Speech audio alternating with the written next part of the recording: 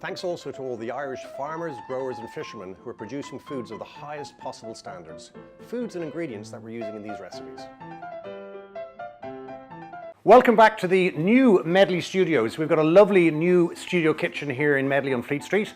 Absolutely thrilled that I can share it with you, and I'm thrilled even more so that I can share these wonderful recipes. Today we're doing a lovely chowder. So the chowder recipe will be on screen. It'll also be on the Instagram page. Very simple instruction, step by step, you can't go wrong. Really can't go wrong as long as you follow the instructions. So that goes under there. I'm using induction cooking. I love induction cooking. A lot of chefs would argue, oh, but it's nice to have the theatre of a flame. But it's quite difficult to regulate a flame, whereas induction you can regulate it quite easily. You can monitor the temperature, you can change it, shift it up and down, and once you get used to your induction hob, you'll work really well with it. So I'm going to use a little bit of butter. Here I'm going to melt that down. Now I'm going to mix a little bit of olive oil into the butter. Olive oil does burn at reasonably low temperatures. So having a mix of butter and olive oil allows you to override that. So here we go, that's melting down nicely. Now this is a really old saucepan that I got from my grandmother. It's probably about 50 or 60 years old, but you'll see here that that's bubbling away nicely. I want a good bit of heat in there, and I can get those flavors of the olive oil there as well. This is a really good extra virgin olive oil. A rule of thumb when you're actually buying olive oil, and if it's a half a litre bottle, make sure you spend more than €6 on a half a litre, because you'll know for sure that it's a really good extra virgin olive oil. There is a loophole in European law that states that as long as you claim that it's extra virgin olive oil, you can actually add in a lower quality. So it has to be a minimum of 50% thereabouts of extra virgin in order to claim that it's extra virgin. So in we go here. I've got some lovely chopped garlic. As always, what I suggest and encourage people to do is prep everything in advance. You can get this ready the day before, you can saute your veg, you can get the elements ready and then just finish off on the day. This is a beautiful recipe which can be used for long lazy lunches, or if you're a bit peckish, it doesn't take very long to do. So I've got some shallots in here. Now I love the acidity and the sharpness of a shallot. It's much more flavoursome than an onion. You could also use a red onion in there as well, which gives it lovely flavour. So again, temperature here setting is absolutely perfect. I'm going to add in some lovely celery. In we go with the celery. And I'm going to season this ever so slightly here as well. So I season veg when I'm cooking. I'm going to put a little bit of salt in there as well in a little while, but we do have salt in the butter, so we'll just hold off just for the moment. Now I've got some button mushrooms in there as well, and just make sure that they're nicely coated. So in we go with the button mushrooms, and I've got a lovely seafood mix that we're going to be using. I'm going to use a little bit more of my olive oil, and there we go, that should be fine. Now I have used 100 grams of butter. When you're making a roux, 100 grams of butter, 100 grams of flour, and 100 millilitres of liquid. If you want to up your quantities, 200 grams of butter, 200 grams of flour, and 200 millilitres of liquid. And that could be a mix of wine, it could be a mix of stock and cream at the end as well. So just something to bear in mind. I'm going to turn that down ever so slightly, and in we go with our wine. I'm using our house wine here, which is a Corbelli, so it's a mixture of Pinot Grigio and Sauvignon Blanc. Again, I want to burn that off at pretty high temperatures, because if you've got kids, you obviously don't want to be feeding your kids booze, but I can get the smell here, and the smell of the alcohol burning off and then reducing back down means that you're going to have a very low or zero alcohol content in there. So in we go here with my flour. So I'm going to mix the flour in there. I've got probably about 50 to 75 grams of flour in there, and you can see here that this roux is now bubbling away. Now I'm going to keep this at a pretty high temperature, because what we're going to do is we're going to cook off the flour. The more quickly or more efficiently that flour cooks off, the sooner you can actually serve this dish up. In here I'm going to put some stock. So I've got some lovely seafood stock in there, and I'm going to increase the temperature. I'm going to finish this off at the very end with some cream and with some milk, and I'm going to increase the temperature here again. Other elements that I have, I've got some lovely tomatoes. You can either use tinned tomatoes, which I'm using today, or you can chop up some lovely tomatoes. I've got a seafood mix, and in there I've got some smoked haddock, I've got cod, I've got monkfish, but you can use whatever you like.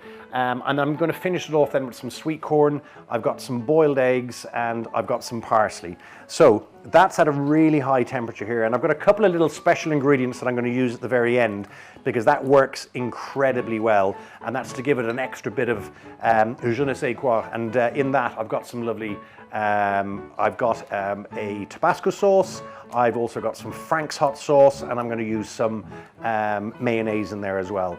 Now this is doing really well. I'm not going to re-season it just yet, but make sure that you mix it well, because you're going to get rid of all of those little lumps of flour and the lumps of roux. So that's bubbling away there, you can see, and that's going to cook the flour out really, really quickly. So that's silky smooth at this stage, and with that high heat, I'm going to be basically getting rid of all those lumps. So I'm going to turn it down ever so slightly, and in here I'm now going to poach my fish. So we've got our seafood mix in there, and that is going to poach really, really quickly. So leave that down, and I'm going to check my seasoning in a little while. I've also got going in here, I've got my tinned tomatoes. Again, try and have a clean kitchen when you're cooking. I am normally really destructive in the kitchen, but I'm trying my best. I'm trying really hard not to be destructive here. So again, I can feel by the stir that we've got a really good consistency in there, and this will cook off really quickly. Because the seafood are in relatively small bite-sized pieces, it will cook really, really quickly. So I'm going to check my flavor in a couple of minutes. Now I can see there from the seafood that that's poaching already. You can see here with the smoked haddock, and because it's using a cold smoke, that would be ready in probably 30 seconds to a minute, but we've got a lot of heat in there already. So in here, I'm just going to taste that, see how we're getting on. Oh, that's pretty good. That's pretty good. I'm going to add a little bit of salt. I don't want to add too much salt. I'm going to add in some sweet corn. I'm not going to put all that sweet corn in. I'm probably going to put in 1 tin of sweet corn. I'm going to mix that up, and that's really good. That also, now because I tasted that, I'm now kind of wondering what flavors, what additional flavors are going to be needed. I'm going to put a bit more pepper in there. If you wanted to use nutmeg, or if you wanted to use paprika, you could do that as well. And the thing with the recipes, if there are certain elements or components that you don't like, remove them and replace them with something else. But this in itself, and I can see here from the fish, you can see there that that is almost cooked through. That's a lovely piece of salmon. So little stir there. I'm going to turn that down. I'm going to add a little bit of lemon juice into that, and that'll just cut across the flavor. So that's going to be a kind of a sharp flavor that will be introduced. And again, lovely flavor component.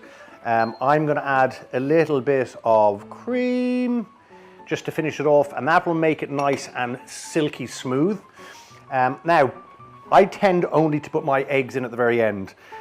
So it's a lovely pink egg yolk, and I'm going to put 1 in whole and 1 in half. This will be enough for 4 people, and again, it's just lovely, wholesome, wonderful Sunday afternoon food. In here with a bit of chopped parsley, and then we're going to be ready to serve up in a second.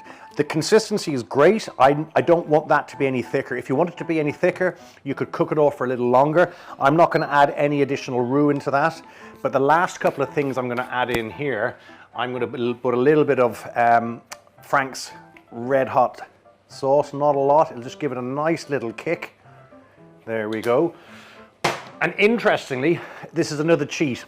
Okay, I'm going to use real mayonnaise in there as well. I love mayonnaise in mashed potato, and it just adds another flavor dynamic, which is absolutely delightful. So there we go, and that is, shall we say, almost ready. I'm going to give that a little taste. Does that need any more flavor? No, I am happy with that, and I'm happy that we're going to serve this up here, and then I'm going to add my eggs into that. And as you can see, this was done from the very beginning. We didn't start and stop. We have not edited this video. This video is as live.